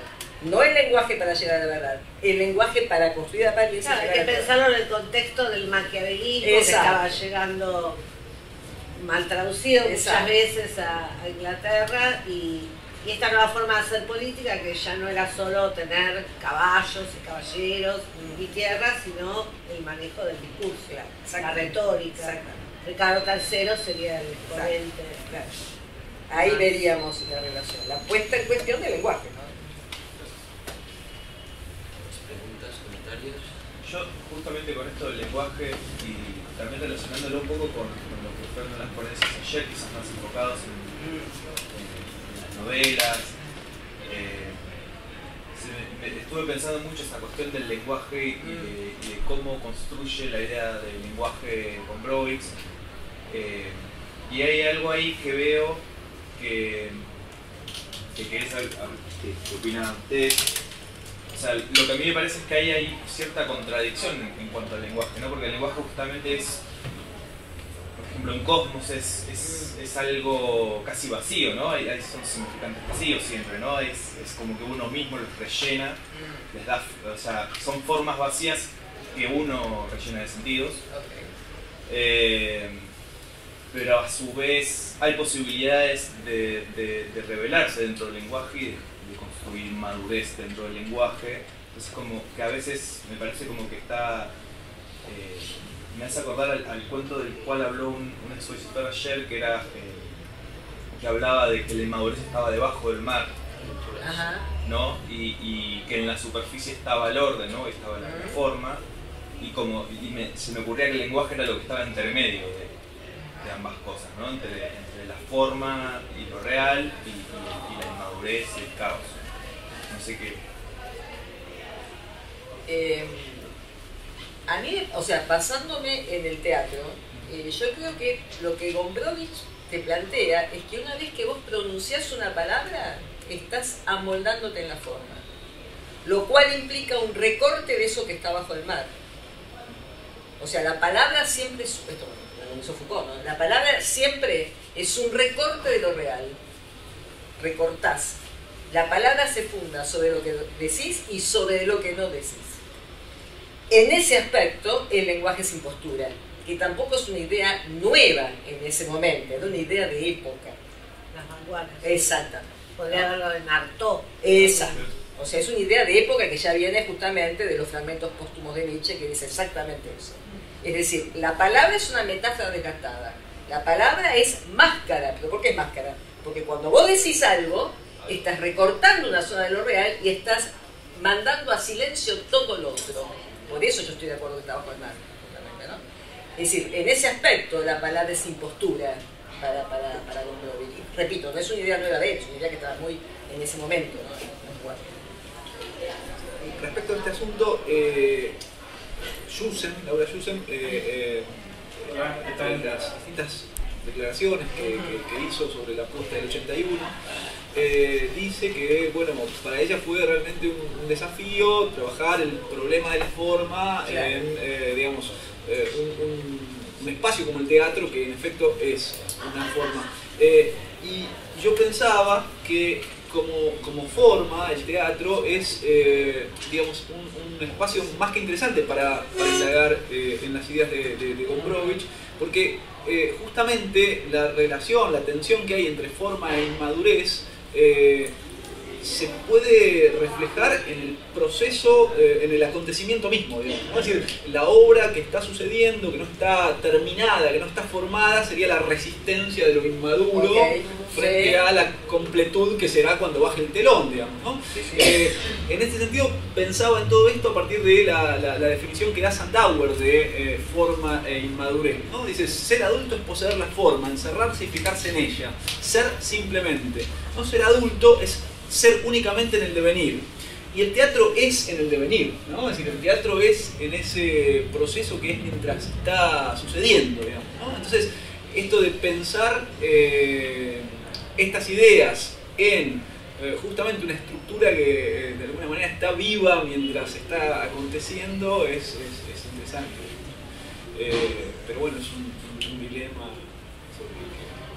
Yo quería comentar algo. Me gustó mucho lo que dijo la profesora sobre la palabra, esa definición tan redonda que le escribí de lo que se dice y la parte que se oculta. Claro. ¿No está ahí el inconsciente? Sí, claro.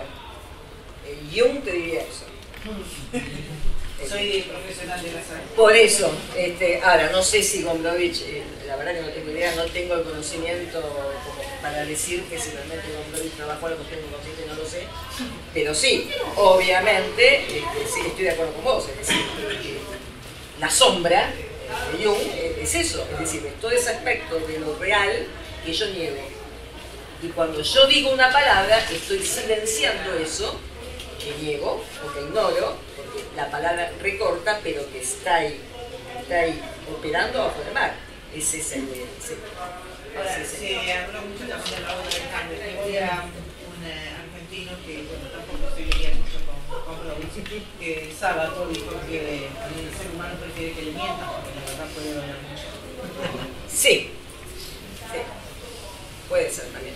Pero en realidad yo creo que si hablamos de Yvonne le patentiza a los miembros de la corte todo eso que para ellos estaba en la sombra. Y por eso es tan subversiva su presencia. Por eso, obviamente, la tiene que matar. Es decir, no se la bancan, no resisten. ¿No? Es eso que está fuera de la lógica formal, es eso que está fuera del discurso compartido por todos, es eso que está fuera de lo cotidiano. Sí, uno podría hacer una lectura del concepto de la sombra de Jung sobre esto. No sé si Gombrowicz lo hizo, la verdad. No creo. Seres humanos, grandes pensadores que aportaron su conocimiento, ¿por qué no pueden tener un punto en común? Que lo o llegar a diferentes verdades por distintos caminos, ¿sí?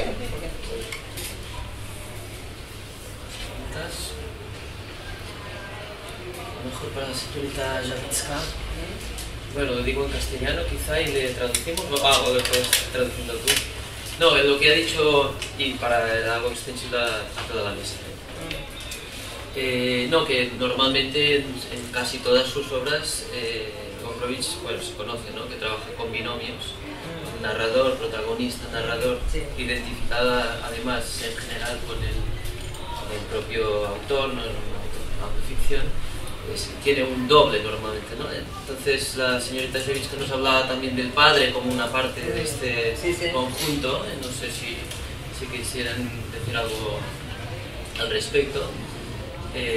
Igual estos binomios no están tan claros en el teatro, por eso la pregunta, y menos extensibles a otras figuras. A ver, señorita Javitzka y ustedes también. Creo que fue muy interesante. En este caso en el teatro se veía más como un espejo, pero que no refleja, no son espejos reflectantes como el teatro isabelino. Más bien me iría por el lado de Valle Inclán. Claro. Espejos deformados. ¿No? Lo que se refleja no es un equivalente, sino que hay una deformación. Un de deformación. Un esperpento. Claro, las parejas, Enrique Pepe, por ejemplo, son espectaculares, pero no son idénticos. Por eso le puede decir, mátate. Claro.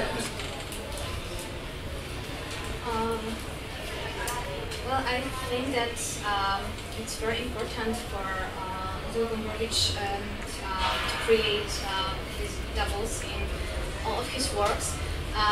Personally, I believe that it's some part of his mind, of his, I can find except word for that, with some part of his personality that he's trying to separate them, and I believe that main Hamlet and marriage are actually plays about fighting with ourselves and the things that we believe or we are told to do. This well, actually, it's very Nietzschean. I mean, those three forms about the camel, the lion, and the kid, and that we are fighting and struggling inside ourselves because we couldn't decide if we actually believe in patriarchate, which we are told by our parents, and it is represented by them, or we are rebels and we are trying to find something new like nihilists.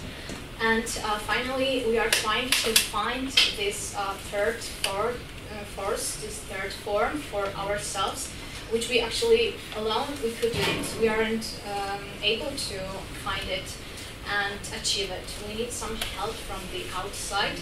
But Gombrowicz do not believe in God, and Shakespeare also started to question himself, where is the God when there was so difficult situation in the politic and in this social imaginary.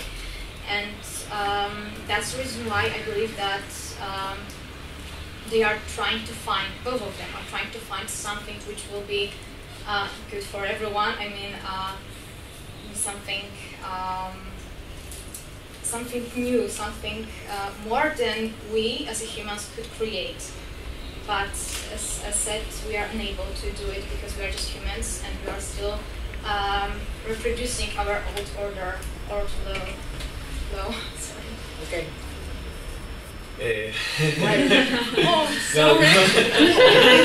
Dentro de esta función del doble narrativo que Gombrowicz suele armar, acá. Nietzschean, sí.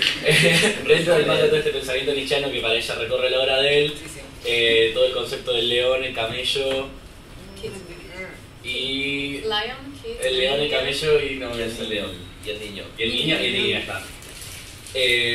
se puede vincular con esta idea del padre, acá, me acuerdo, del enfrentamiento entre uno al padre como una forma de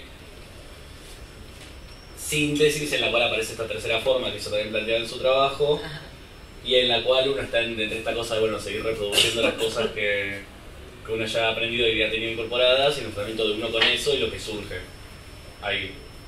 Y ella al principio también decía que esta doble figura que Gombrowicz incluye en sus libros es también una forma de decir algo que él nunca puede decir por sí mismo. Claro.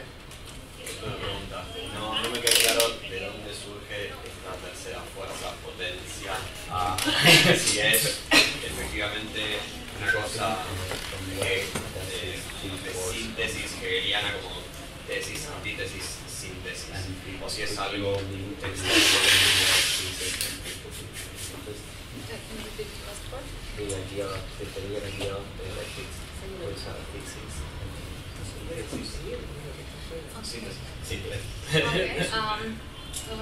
si es algo por fuera de ese marco. No debería. Por favor. Personally, I believe that the third force is some representation of the absolute, and it is coming from outside, but not Shakespeare nor Gombrowicz believe.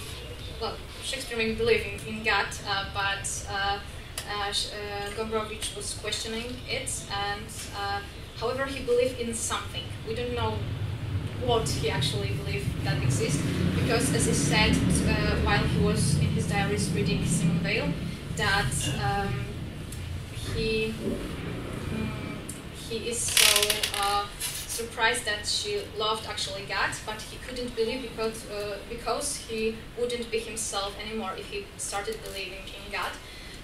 But he had something, and everything which every work actually maybe you will repeat it. Sí. Que ella homologa esta idea de la tercera fuerza con lo que sería el absoluto, en el sentido de que no es algo como que viene de afuera y que no se puede terminar de definir. Sobre la cuestión de la creencia de Gombrowicz en una divinidad o no, que ella probablemente sí creía, que Gombrowicz en general mantiene una postura medio atea, pero que los libros de fragmentos donde efectivamente habla de una creencia en una cosa que no es que está más allá, pero sí que sería como algo medio innombrable. Dijo eso, sí. Sort of, that can be named, but it's beyond. Yes, it can't be named, okay. And it's beyond our minds. We cannot understand it, and it's coming from the outside. And but I believe that we need some kind of ritual, and it is self-sacrifice. I believe also this self-sacrifice was in Ivan. Okay, actually. Yeah. And in every his stories, I believe there's something more which is trying to interfere in this world, but it needs ritual, some kind of rite. Claro. No, esta idea de que siempre para que la acción pueda acontecer siempre hay algo que está más allá y que va teniendo un peso sobre los personajes y que va haciendo que la acción acontezca. Claro. Lo que pasa es que ese absoluto no se puede nombrar, o sea, está fuera de la forma. Entonces, ¿cómo accedemos nosotros al absoluto? Seres conformados por la forma. Ese es el problema, y es una imposibilidad. Por eso intenta reponerlo el ritual. Intenta reponer eso que es inaccesible en sí mismo. ¿Sí? ¿Estoy de acuerdo? Muy interesante la lectura. O sea que no tenemos esperanza.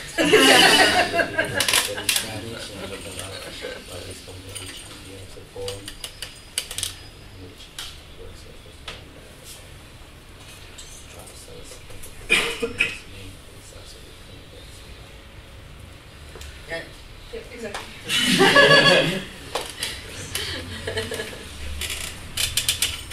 Estamos, ¿sí? Hasta ahí 30 tenemos. Sería una pregunta más, si no, si pasamos al break, si ya comenzamos para lo que sigue.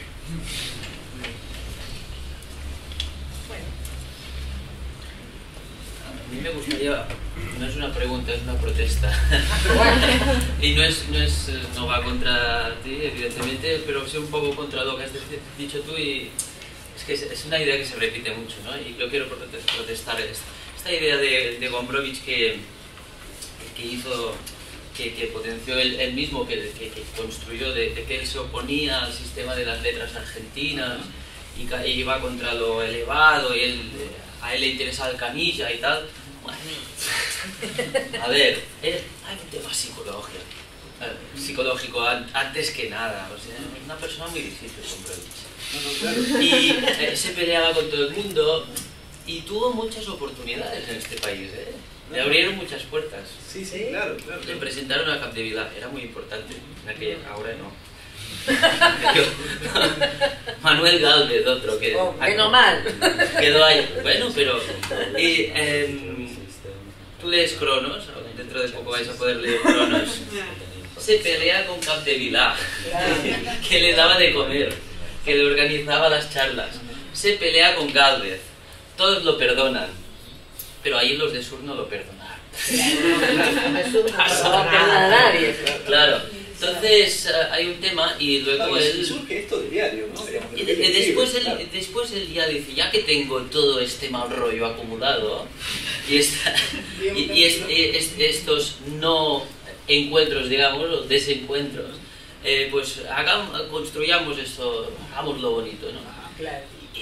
Sin sacar de que evidentemente él se oponía desde el discurso teórico a todo eso. Claro. Una cosa no quita la otra, ¿eh?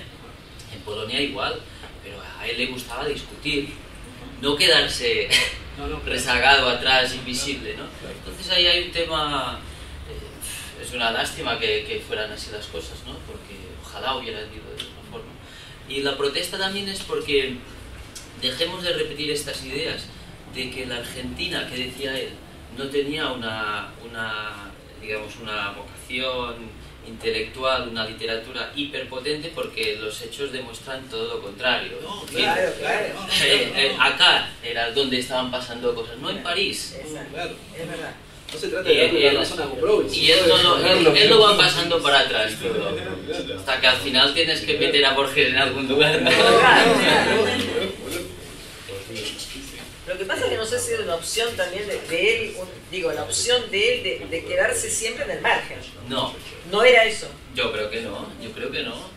A él le gustaba jugar también, pero acá no lo dejaron jugar porque lo tenía difícil. El tema del idioma era un perfecto desconocido. Claro.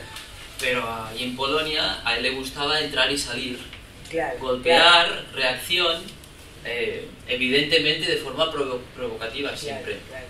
Y aquí, bueno, luego hay cartas, ¿no?, en las que él se queja mucho de que no le den bola los de Sur. Cuando saca Fierce y Durque, toda una campaña intensísima, ¿eh? Hubo muchas críticas en casi todas las revistas literarias, pero no en Sur. Y él se lamenta mucho, pero dice, es que los tengo en pie de guerra. Claro. ¿Y por qué los tiene en pie de guerra si es amigo de Mastronardi? Podría haber sido de otra forma. Él no escribe contra ellos. Cuando escribe Aurora, cargándose ahí sí directamente a Silvina Ocampo, a Victoria, es después de que no le den bola. Él espera hasta el último momento a ver si le dan bola, y no le dan bola. Bueno, pero es como un niño y es un capricho. Ahí está, es es psicológico. Es la estrategia, porque vos nombras Cronos, ¿no? Y todo esto, llevándolo en el momento, si no le dan bola, bueno, no es que no le dan bola, él, creo que su estrategia es esa, como bueno, yo me pinto como víctima, y mientras encima escribo este diario que le digo a la que va a ser mi mujer dentro de muchos años, si la casa se prende fuego, esto, llévatelo primero. ¿Cómo? Eso es lo más, como que la frutilla del postre. Claro. Pero ya después. Claro, mucho después, Mucho pero digamos después. que estas lecturas, en el momento que sucede, yo lo entiendo más como este niño que empieza a fabular en su cabeza y de alguna manera, con todas estas sucesivas operaciones bochinche, Sí. de alguna manera ya tiene el as maestro mucho tiempo después y escrito mucho tiempo antes, los Cronos. Claro. Bueno, termina siendo andar a saber qué hizo con ese material. En Cronos no habla de Sur y todo esto, ¿eh? Simplemente dice que cuando se pelea, él anota siempre anota las peleas. Bueno, pero ¿por qué no? Dice rompí con tal, rompí con cual. Y después vuelve a aparecer, significa que ya no ha hecho las patas como un niño. Intenta hacer eso. Pero cuando hace estas operaciones bochinche, bueno, esto está en Gombrowicz en Argentina, ¿no? Él conspira para que hablen de Lensur bastante, ¿no? No, y de A hecho, través de este tipo uno, otro, o sea que no es que se oponga, no se opone, él llama a su puerta, pero no. Este tipo de declaraciones, como las que yo leí al comienzo, que están en el diario, Sí. obviamente es un llamado de atención para ver qué pasa del otro lado, ¿no? ¿Quién contesta? ¿Quién levanta, digamos, la mano? Nadie levantaba la mano, ¿no? Así, dejaban pasar el comentario, ya está. Ese es el problema, pero claramente él construye esa imagen a posteriori, ¿no? Claro, sí, claro. Bueno, muchas gracias.